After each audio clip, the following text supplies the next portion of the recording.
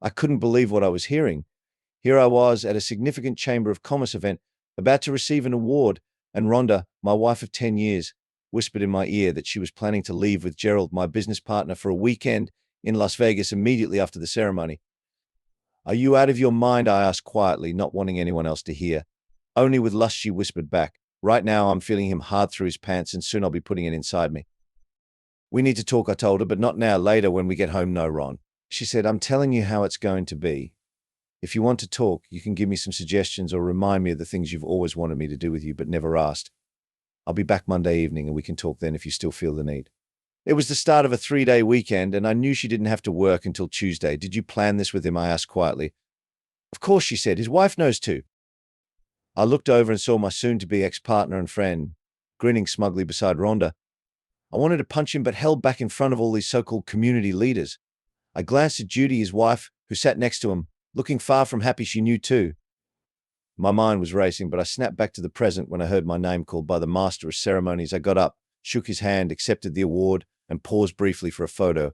As I gave my speech, I noticed Rhonda's hand in Gerald's lap.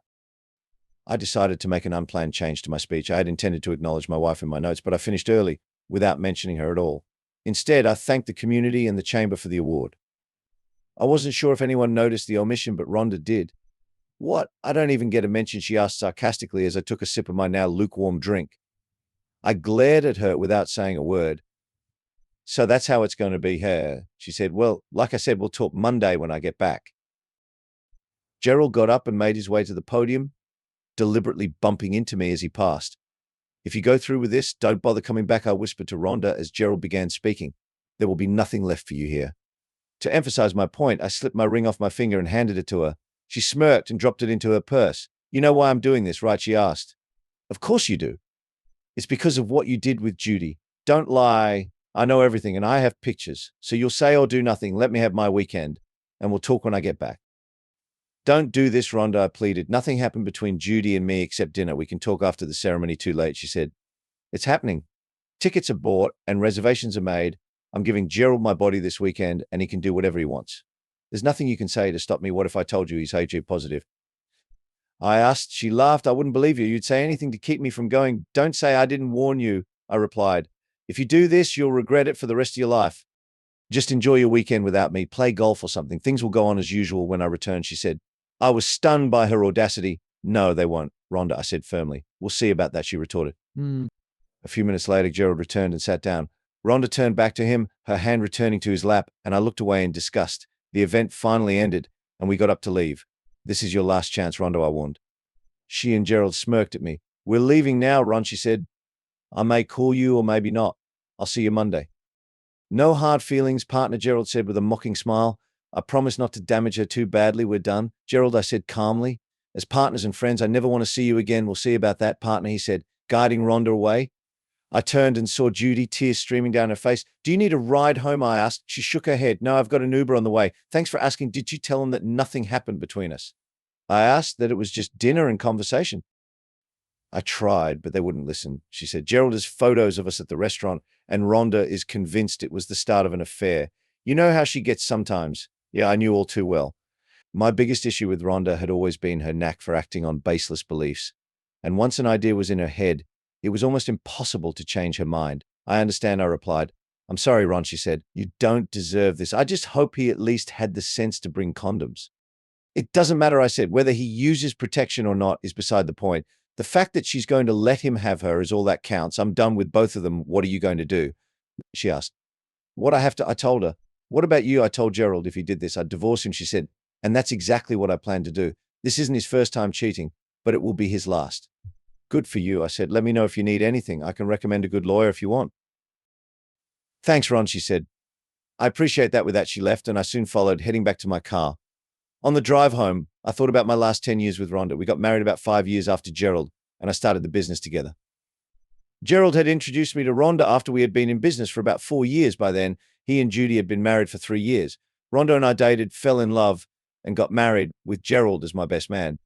I never would have believed he was capable of this, nor Rhonda either. By the time we married, the business was thriving, so my lawyer recommended Rhonda sign a prenuptial agreement to safeguard my assets, including my house and the business. She wasn't happy about it, but she signed. and I ensured the agreement was fair and included a clause for infidelity.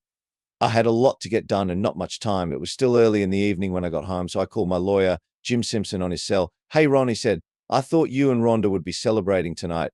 What's going on?" He listened as I explained what had transpired. "Oh my God, Ron, I'm so sorry to hear that," he said when I finished. "Do you want me to start drafting papers?" "Yes, Jim," I replied.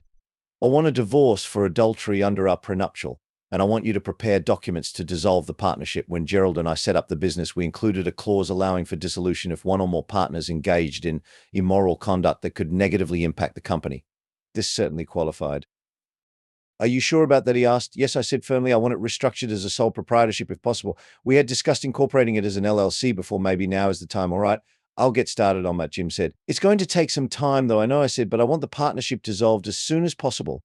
And I want my losses minimized as much as we can consider it done." "My friend," he said. "Thanks," I replied, ending the call. I knew that according to the agreement, I'd have to pay Gerald something to buy him out, so the less the better. I trusted Jim to handle it. A couple of hours later, Rhonda called me. "Just wanted you to know we're at the hotel in Vegas," she said. "I'm so ready for a weekend of hot sex, Rhonda." I said, "You should know before you do this that Gerald is HIV positive. If you go through with this, you'll regret it for the rest of your life. Stop this madness and come home now. If you do, maybe, just maybe, we can fix our marriage." "Oh, Ron," she laughed. "Are you still on that? Get over yourself. This is happening. Gerald is going to screw my brains out all weekend. In fact, just thinking about it is turning me on. Maybe if you behave, I'll feed you some of his cum when I get home." "Rhonda, I'm warning you," I began, but she had already hung up. That was it. I had warned her, but she refused to listen. The rest of my ruined weekend was spent erasing Rhonda from my life. On Jim's advice, I went to the bank Saturday morning, paid off a credit card, and then canceled it. I got 3 voicemails and several texts from Rhonda over the weekend, all designed to provoke me. "Oh yeah," she moaned in one voicemail. "Gerald's cock is buried deep in me right now, Ron. It's so much bigger than yours and feels so much better.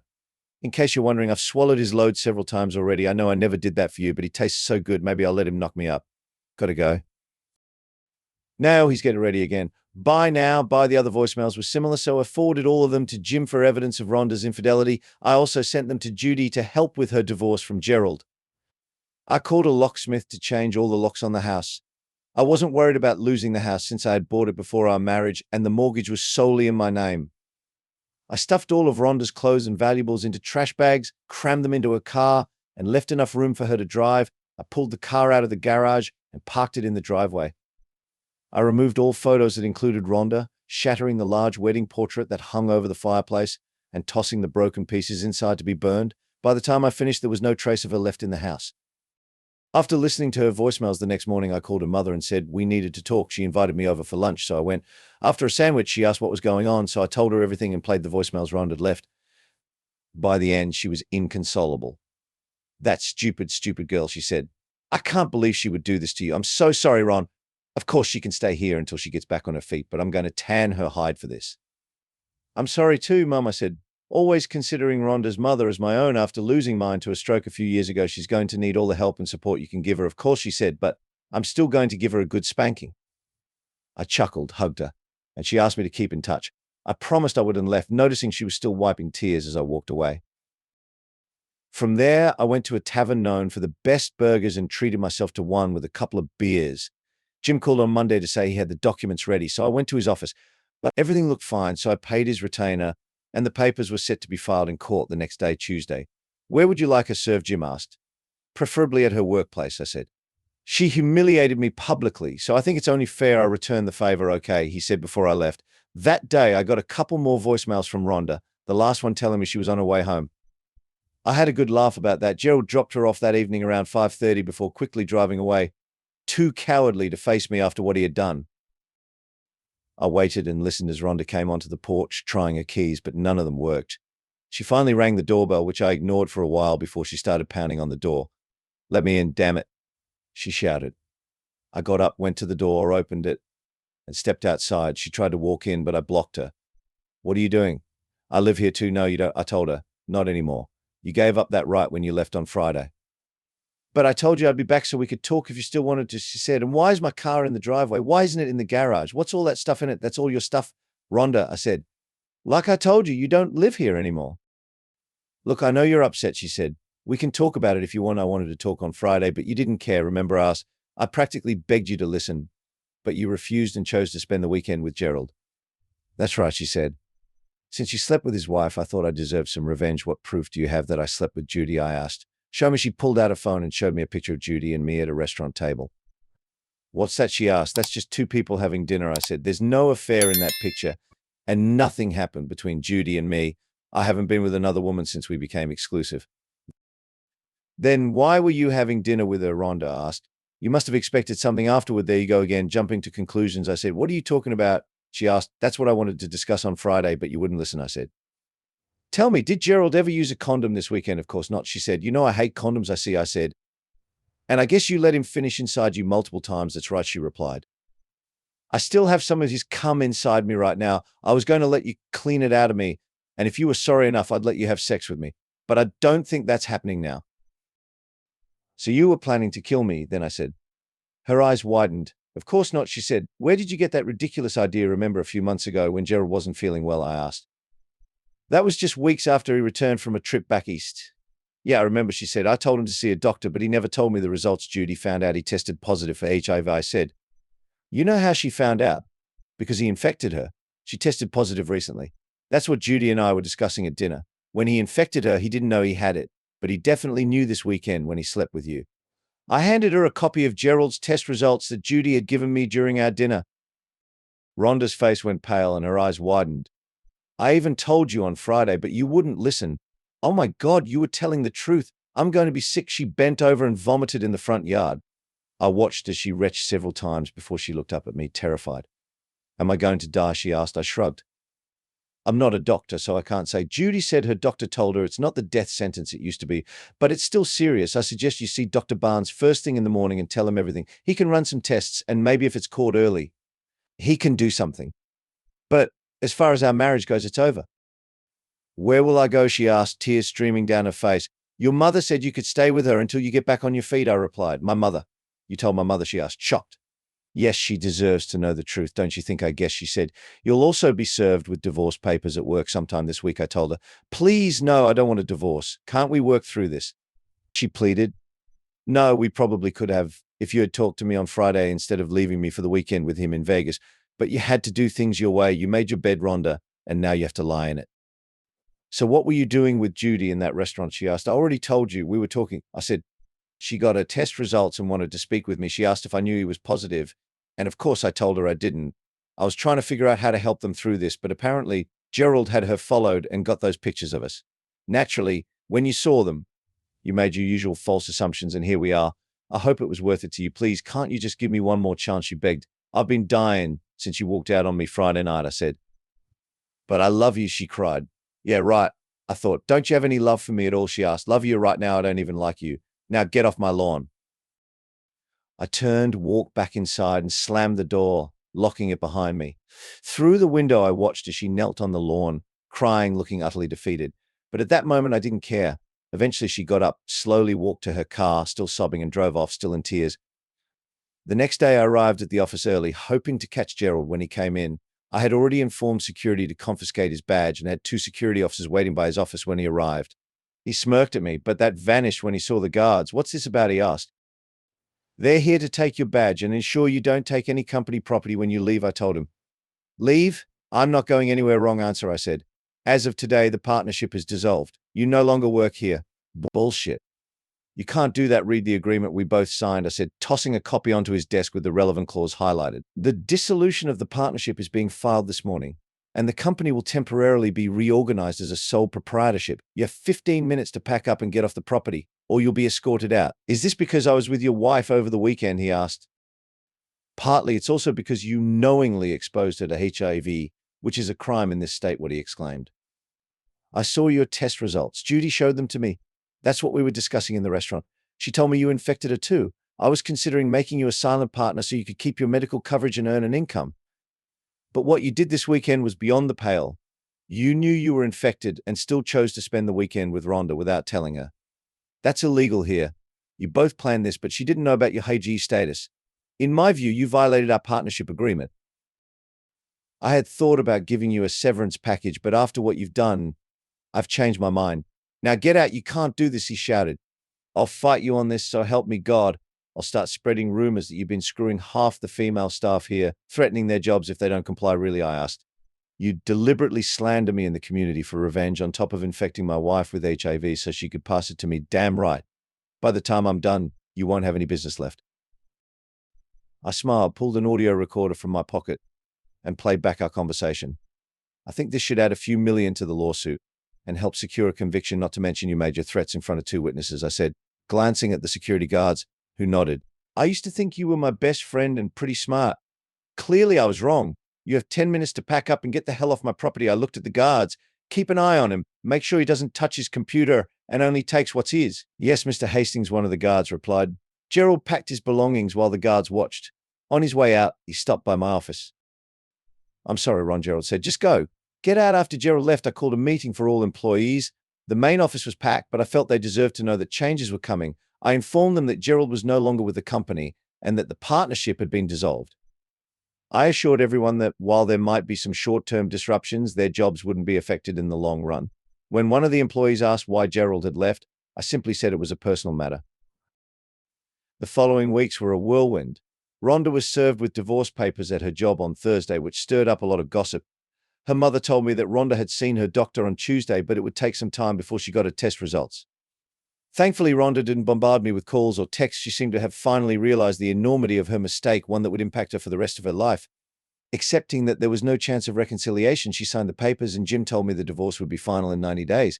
But Judy also filed for divorce from Gerald on the grounds of infidelity, and she told me that he was living in a weekly rented motel room until he could find something else. But Gerald had another issue after Rhonda's visit, Dr. Barnes reported into the authorities. Apparently, in our state, those with HIV are legally required to inform their partners before any sexual activity. Since Rhonda claimed Gerald never warned her, he was facing up to 20 years in prison. I also heard that this law is one many prosecutors hesitate to enforce due to potential backlash, but local authorities decided to go after Gerald based on Rhonda's testimony. A week or so after being kicked out of his house, the police arrested him at the motel where he was staying, concerned that he might pose a threat to the public. He was placed in solitary confinement. Gerald's trial turned into a media circus, with the prosecutor portraying him as a manipulative predator who intentionally infected me by first targeting Rhonda. Both Rhonda and I testified, as did Judy, and the prosecutor also played the audio I had recorded in my office, putting Gerald in an even worse light. The jury quickly reached a verdict, and disgusted by what he heard, the judge sentenced Gerald to the maximum of 20 years in state prison. But Gerald's troubles didn't end there. He was also caught in the middle of a divorce and faced civil litigation. After Judy's divorce was finalized, she sold their house and moved away. Rhonda reached out to me a few days before our divorce was finalized and asked if I would have dinner with her. After some thought, I agreed, feeling it was time to find closure. We met at a quiet restaurant for a final meal. I hope you're not too embarrassed to be seen with me, she said. We're not going to be swapping any bodily fluids, so I think we're safe, I replied, half jokingly. I got my test results. I'm positive I'm not surprised, but I am sorry, I told her. It's not your fault. You tried to warn me, but I didn't listen. It's a mistake I'll pay for forever. So what is the doctor doing, I asked. He's put me on antiretroviral therapy. It's not curable, but he says I can live a fairly normal life if I take the medication daily. I had to inform my boss, but he's letting me telecommute so I can work from home. Mum says I can stay with her as long as I need to. That's good, I said. My lawyer is also filing a lawsuit against Gerald. I've been told it's a slam dunk given his conviction, but collecting might be a challenge with him in prison, I see, she said. Well, I know his $401,000 is pretty substantial even after Judy's portion. She also sold their house, so maybe you can get his half of that. Have you spoken to her recently? I have. She's out of the area, but we still talk occasionally. I'll mention it to her and see what she says. What happened to you, Rhonda? I asked after a pause. I don't get it. I wanted kids with you, to spend my life with you. I don't know, she said softly. When Gerald showed me those pictures of you and Judy, I lost it. I just knew you were sleeping with her. I really went off the deep end, didn't I? Just a bit. But why didn't you just talk to me? I asked. I was angry and didn't want to hear anything you had to say. Judy tried to warn me too, but I thought she was on your side and would say anything to stop me. I even told you twice on that Friday about Gerald, I said. I hoped you'd catch on. Honestly, I didn't want to hear anything from you, she admitted. And now I'm paying the price, and I'll be paying it for the rest of my life. Can you ever forgive me for being so foolish? I don't know. Right now, I'm just trying to be civil, I said. I appreciate that, at least, she replied. I know it can't be easy. So how are you holding up? I manage. I'm keeping busy with work now that Gerald's gone. My workload has doubled, so there's always something to do. Anyone new in your life, she asked. No, I'm not looking to start a relationship anytime soon. Once bitten, twice shy, you know. I'm sorry, she said. I've learned a few things myself from all this, I said. Like what she asked. Never trust anyone, I said. She looked at me, surprised. I knew Gerald for years before I met you. I thought I knew him, but I had no clue what he was capable of. The things I found out during the divorce disgust me, and what you did didn't help either." "I'm sorry," she said. "Yeah, well, it is what it is," I replied. "I see you're still wearing your rings," I added, noticing her left hand. "We're still technically married," she said, "at least for a few more days. If you want them back, you can have them, but I was hoping you'd let me keep them." "I don't want them. I'd just end up selling them anyway." "Why do you want to keep them?" I asked. "As a reminder," she said softly, "of what I once had and threw away. They're yours," I told her. "Do with them what you want." "Thank you," she said quietly, a tear slipping down her cheek. Work continued as usual, and within a year, things had settled into a steady routine. I had plenty of chances to date, but chose not to pursue any relationships. I still had major trust issues after what Rhonda and Gerald had done. My life consisted of work, eating, and sleeping. I had no social life whatsoever. A year and a half after my divorce, my secretary Denise introduced me to her younger sister, Angela, at a company event. She was a couple of years younger than me and had just finalized a divorce from her husband, who had left her for another woman. We began dating, taking it slowly, one step at a time. Both of us had been hurt by our previous partners and still dealt with some trust issues, but as we spent more time together, our trust in each other grew. After dating several times over the course of a month, we ended up spending the night together at my place. A few months later, I proposed, and she said yes. Our wedding is planned for the spring, followed by a 5-day Caribbean cruise. We extended an invitation to Rhonda's mother, but we're unsure if she'll attend. I'm still healing from what Rhonda and Gerald put me through, but Angela has done an amazing job of mending my emotional wounds. I've also done my best to help her heal, and I'm genuinely looking forward to spending the rest of my life with her. Thinking of Angela, I'm often reminded of the old saying, sometimes the bad things that happen put us directly on the path to the best things that will ever happen to us. And that brings us to the end of today's story. Was it what you expected, or did it take an unexpected twist? I'd love to hear your thoughts. Share them in the comments below, and let's get the conversation going. If you enjoyed this story, don't forget to hit that like button. And if you're new here or haven't subscribed yet, now is the perfect time to join our community. I share new captivating stories every day, so make sure to click that subscribe button and turn on notifications so you never miss out. Thanks for watching, and I'll see you in the next one.